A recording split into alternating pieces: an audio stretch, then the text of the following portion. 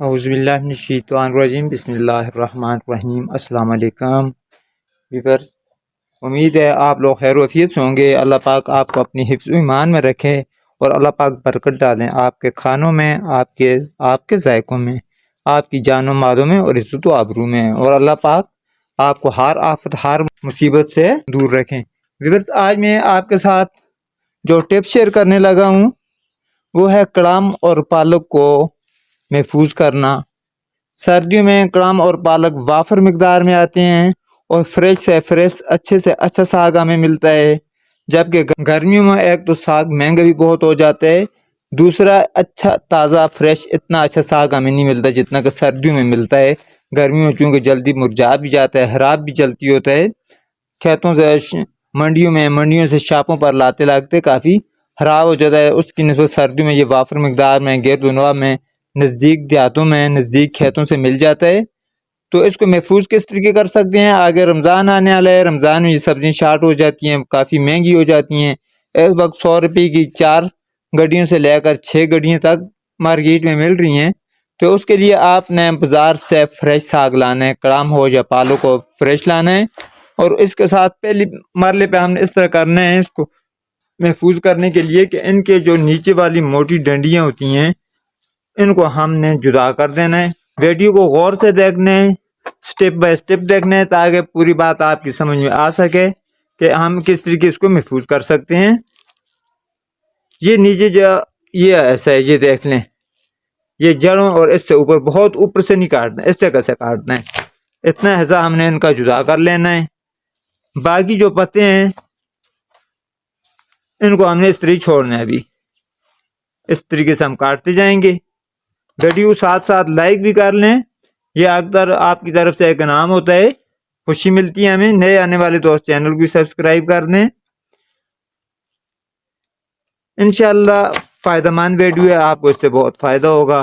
तो हम महफूज करते हैं तो जिस वक्त दिल चाहे हम उसको गोश्त में आलू के साथ साग जिस तरीके आप चाहें फिर पका सकते हैं।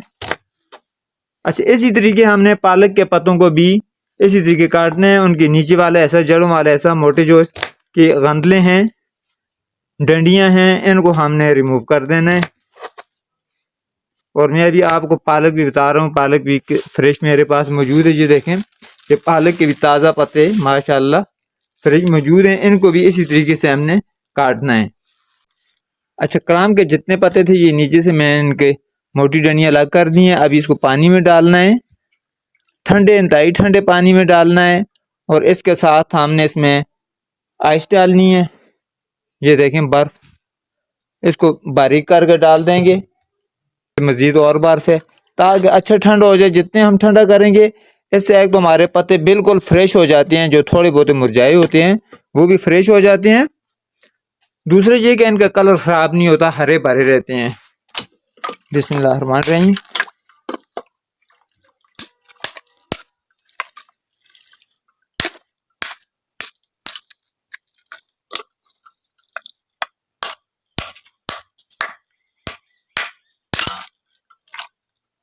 3 से 4 पानी में इनको धोना है।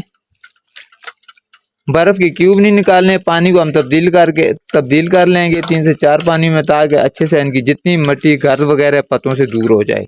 जिस वक्त एक दफ़ा हम काट लेते हैं, बाद में उनकी मिट्टी फिर दूर नहीं होती, फिर उनको संभालना या खुश्क करना प्रोसेस मुश्किल हो जाता है। इसलिए इनको धोना पहले है, ये याद रखिएगा इस बात को। बिस्मिल्लाहिर्रहमानिर्रहीम।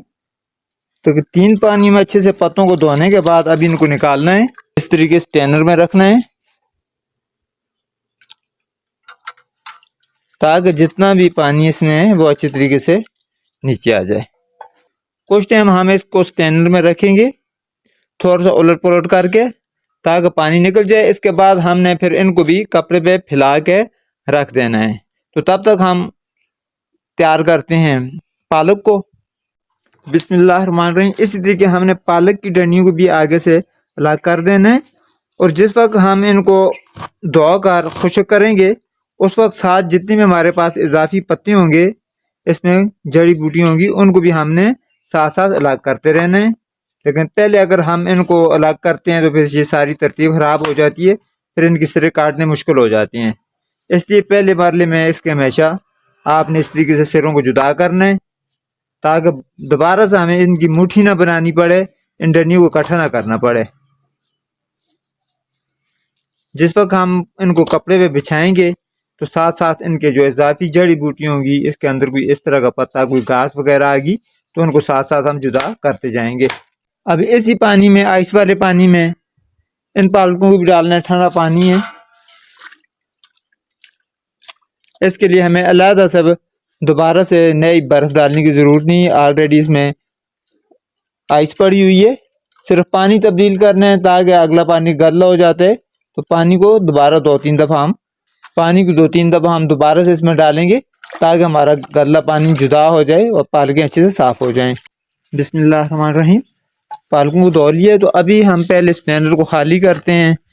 ये जो कलाम के पत्ते हैं, इनको इस तरीके बिछा लेना है ताकि इनका पानी जो है ऊपर वाला ये खुश्क हो जाए, कपड़ा कुछ जज़ब कर ले, कुछ ऊपर पंखी की मदद से खुश्क हो जाए। धूप में नहीं डालना है, इस तरीके इनको रख देना है छाँव वाली जगह पे, पंखे वाली जगह, हवादार जगह पे रख देना है। पालकों को भी मैंने स्टैंडर में डाल दिया है। इनको भी थोड़ा सा पानी जिस वक्त निकल जाए, फिर इनको भी हमने कपड़े पे बिछा देना है। और जिस वक्त इनका पानी खुश्क होगा, उसके बाद मैं आपको तरीका बताता हूँ कि किस तरीके हमने इनको महफूज करना है। तो माशाल्लाह ये देखें, मैंने पालकों को भी बिछा दिया है, और इसी तरह इस तरफ मैंने ये कलाम देखें, ये कलाम को भी बिछाया हुआ है, कपड़े पे बिछाए हुए, हवादार जगह पे रखा हुआ है ताकि अच्छे से इनका पानी ड्राई हो जाए। बिस्मिल्लाहिर्रहमानिर्रहीम। ये पत्तों को रखे हुए मेरे तकरीबन 3 से 4 घंटे गुजर चुके हैं। पानी इनका अच्छे से खुश्क हो चुका है। थोड़े बहुत ये साथ गीला पानी इनका है, लेकिन बाकी ये खुश्क हो गए हैं, पानी इनको खुश्क हो गया है। तो अभी इन पत्तों को हमने इस तरीके लेके इनको कटर बोर्ड पर रखते हैं। जो भी चीज़ आपके पास अवेलेबल है, मुयसर है आपके पास काटने के लिए, उस पर रख दें। इनको अभी हमने काटना है। बिस्मिल्लाहिर्रहमानिर्रहीम। इस तरीके से बारीक बारीक काट लें इसको।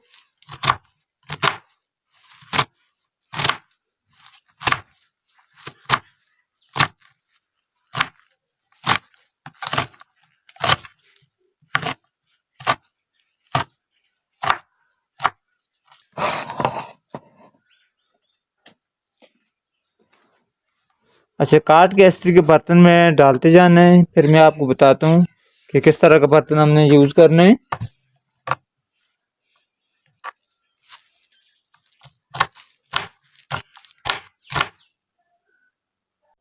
कलाम के तमाम पत्तों को मैंने काट दिया है। अभी इस तरह बर्तन लेना है। कोई भी, ये टिफन होते हैं, बहुत सारे बाजार में इजीली मिल जाते हैं। इसके अलावा आप शापर में भी डाल सकते हैं, लेकिन शापर से ये तरीका बहुत ही आपको मुनासिब लगेगा। ये देखें, इसमें डाल दें।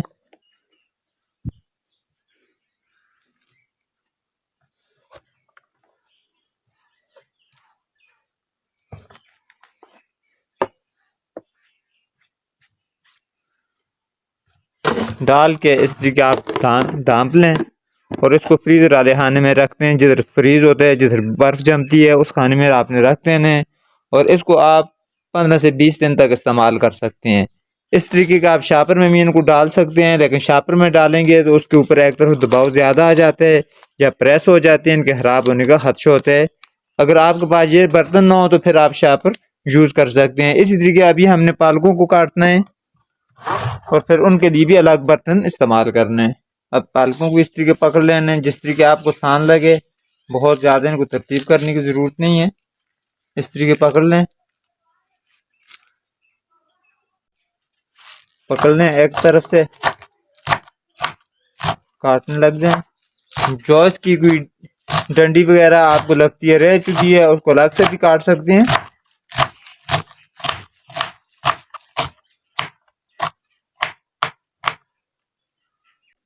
तो व्यूज, पालकों में बारीक बारीक काट लिया है, इनको साइड पे करते हैं और इधर दूसरा मैं बर्तन रखता हूँ,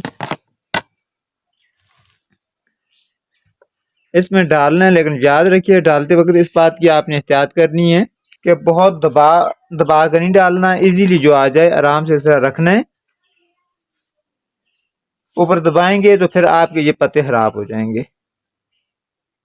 तो ये देखें, एक में मैंने क्राम के पत्ते डाल दिए हैं, बिल्कुल ढीले डाले, खुले खुले। दूसरे में पालक के पत्तों को डाल दिए। इनको आप 15 से 20 दिन इस तरीके इस्तेमाल कर सकते हैं, बिल्कुल इंशाल्लाह ख़राब नहीं होगी, लेकिन फ्रीज़ करके रखना है। और मेरी वीडियो को ज़्यादा से ज़्यादा शेयर करें, लाइक करें। नए आने वाले दोस्त सब्सक्राइब भी कर दें मेरे चैनल को। जिन्होंने सब्सक्राइब किया हुआ है उनका बहुत बहुत शुक्रिया, मेहरबानी, नवाजिश। ज़्यादा से ज़्यादा शेयर करें और साथ कमेंट्स में बताएं कि आपको ये तरीका कैसे लगा, आप किस तरीके से सेव करते हैं। अगर आपके पास कोई भी तजवीज़ हो तो मेरे साथ ज़रूर शेयर कीजिएगा। मुझे दीजिए इजाज़त। आइंदा वीडियो तक के लिए अल्लाह हाफिज़।